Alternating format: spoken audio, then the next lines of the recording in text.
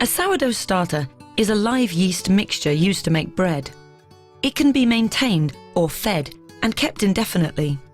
The simplest method uses flour and water. On day 1, put 75 grams of strong white flour and 75 millilitres of cold mineral water in a container.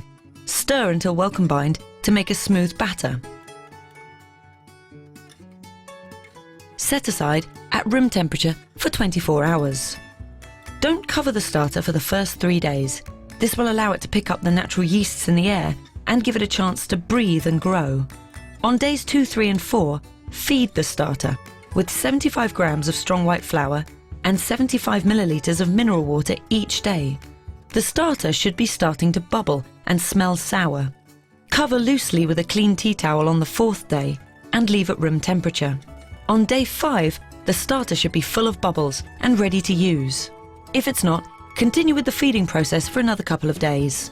Remove half the starter and use to make sourdough. To maintain the rest, feed it with 75 grams of new flour and 75 millilitres of mineral water and put it in a glass jar, but don't cover tightly. If baking regularly, you'll be removing some of the starter each time, so keep loosely covered at room temperature and feed the remaining starter each time.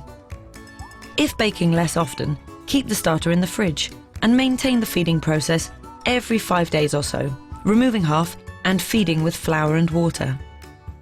A day before using it in baking, remove from the fridge, uncover and bring it up to room temperature to make it active and bubbly again. If you're not planning on baking bread when you feed the starter, don't discard the removed half.